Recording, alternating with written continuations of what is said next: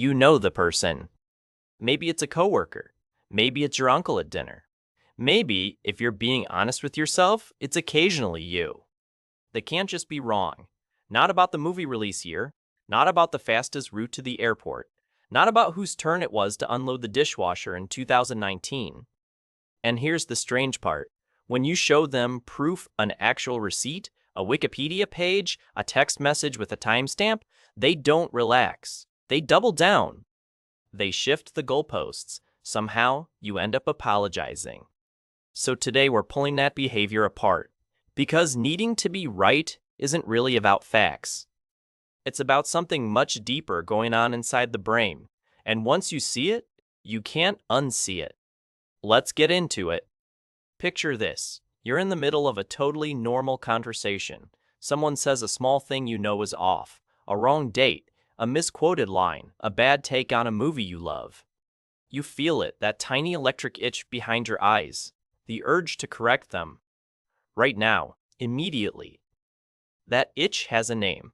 Psychologists call it cognitive dissonance, a term coined by Leon Festinger back in the 1950s.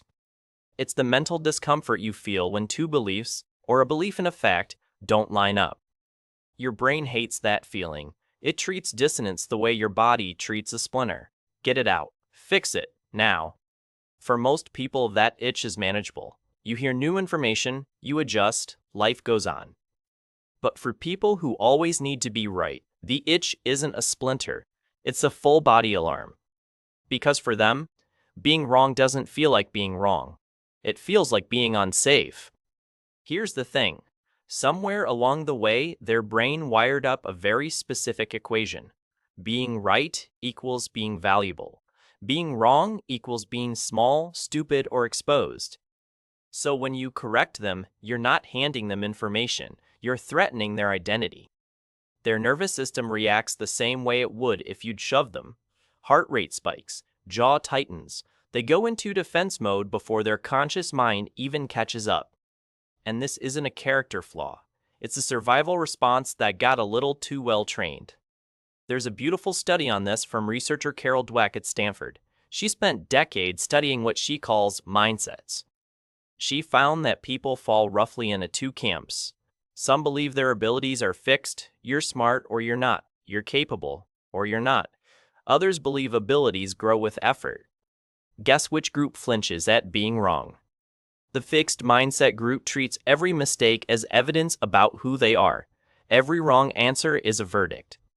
So they avoid situations where they might fail, and they defend hard when they're challenged.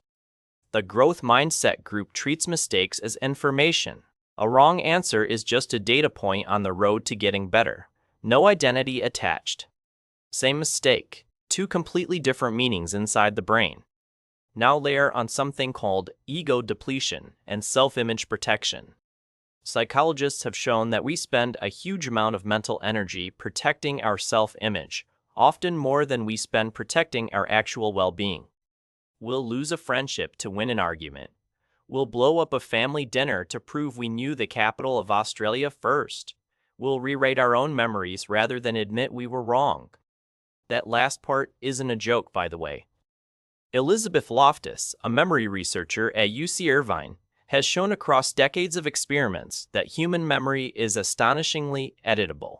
We don't play back memories like video files. We reconstruct them each time. Which means someone who needs to be right can, over time, literally remember the argument going differently than it did. Not lying, remembering. Their brain quietly edits the tape to match the story where they were correct all along. Uncomfortable, right? Here's another layer. The backfire effect, studied by researchers like Brendan Nyhan and Jason Reifler. They found that when you present people's evidence that contradicts a strongly held belief, they don't just resist it. In some cases, they believe their original position even harder afterward. The correction doesn't correct, it cements.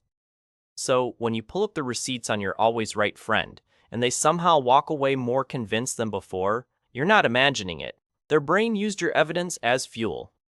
This is why arguing with them feels like trying to put out a fire with gasoline. You keep pouring on facts. The flames keep getting bigger. Now let's talk about where this pattern actually comes from. Because nobody is born needing to win arguments about parking regulations. A lot of the time, this shows up in kids who grew up in environments where being wrong had consequences, real ones. Maybe a parent who mocked mistakes. Maybe a household where love felt conditional on performance. Maybe a school where getting an answer wrong meant getting laughed at. The child learns a simple survival rule. Being right keeps me safe. Being wrong gets me hurt. Fast forward 20 years. The parent is gone, the classroom is gone, but the rule is still running quietly in the background of every conversation. They're not arguing with you about the restaurant's closing time. They're arguing with a much older feeling that wrongness equals danger. You just happen to be standing there. Now watch what this looks like in the wild. At work, it's the coworker who never says, "I don't know." They'd rather give you a confident guess than admit uncertainty. Because "I don't know" feels, to them, like handing you a weapon. In relationships, it's the partner who turns every disagreement into a courtroom. Every conversation gets cross-examined. Every slip-up gets logged for future use. Online, it's the person who edits their tweet, then denies they edited it, then blocks anyone who screenshotted it. The internet has basically become a giant machine for people who cannot tolerate being wrong in public. And in families, it's the classic dinner table dynamic. One person makes a small factual comment. Another person launches a 15-minute defense of a position nobody was really attacking. Everyone else quietly reaches for the wine. You've seen it. Maybe you've been it. Here's the part that should bother you a little. People who always need to be right are usually not happy. They look confident on the outside. Inside, they're exhausted. Because if your self-worth is stapled to being correct, you can never actually relax. Every conversation is a pop quiz. Every disagreement is a threat. Every new fact is a possible landmine. Imagine going through life like that, always scanning, always defending, never allowed to just not know something. That's not power. That's a cage with really good posture. There's a term for the flip side of this. Psychologists sometimes call it intellectual humility, the willingness to say, "I might be wrong about this." Studies from researchers like Mark Leary at Duke have found that intellectually humble people tend to be better learners, better decision makers, and surprisingly, more trusted by others. Because here's the twist: when you're willing to be wrong, people believe you more when you're right. Confidence without humility reads as fragility. Confidence with humility reads as strength. The person who says, "I could be wrong, but here's what I think," almost always wins the room over the person who says, "I'm definitely right, and here's why you're stupid." So why does it feel like the always right person is winning? In the short term, they often do win. They talk louder. They interrupt. They wear you down. But zoom out. Look at their friendships, their marriages, their long-term reputations. You'll notice a pattern. People stop bringing them problems. People stop sharing new ideas around them. People start filtering what they say, because it's not worth the fight. They win every conversation and slowly lose every relationship. Which brings us to a strange, quiet insight. Being right is not the same as being connected. In fact, they're often opposites. Every time you choose "I need to prove this" over "I want to understand you," you're trading a tiny piece of connection for a tiny hit of ego. Do that enough times and you end up alone. Correct, but alone. Now, if you're watching this and getting a little uncomfortable, good. That means you're honest. Because most of us do this sometimes. The question isn't whether you have the reflex. The question is what you do with it. Here's a small experiment you can run this week. Next time someone corrects you on something small, pause. Notice the itch. That's the dissonance we talked about. That's festing your splinter. Then, instead of defending, try 3 words. "Oh, you're right." Watch what happens in your body. Watch what happens in the conversation. Watch what happens to the other person's face. For a lot of people, saying those 3 words feels almost physically painful the first time, which is exactly the point. That resistance is the pattern you're trying to soften. And here's the freeing part. Being wrong, out loud, on purpose, in small doses, it doesn't shrink you. It expands you. Every time you survive being wrong, your brain learns that wrongness isn't dangerous after all. The alarm gets quieter, the itch gets smaller, conversations get easier. You start to notice something wild. The people you respect most in your life are almost never the ones who are always right. They're the ones who are curious, the ones who ask questions, the ones who say, I hadn't thought of it that way, the ones who change their mind in front of you without dying of embarrassment. That's not weakness. That's the highest form of intelligence there is. Now think back to the always right person in your life, the uncle, the coworker, the version of you that sometimes shows up in comment sections at midnight.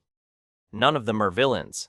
They're just people whose brains learned a long time ago that being wrong was too expensive. You don't have to fix them. You probably can't. But you can understand them. And you can decide not to become them. So here's your slightly uncomfortable takeaway.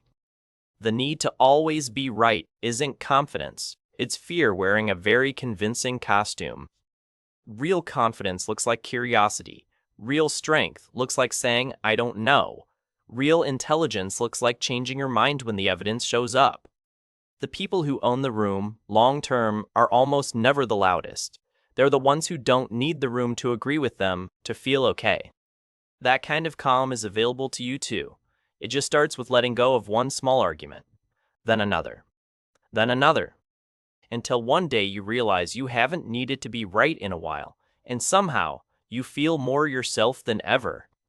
If your brain recognized itself anywhere in this video, drop a comment and tell me which part hit hardest. I read them. And if you want more scripts like this one about the weird wired-in reasons we do what we do, subscribe, and I'll see you in the next one.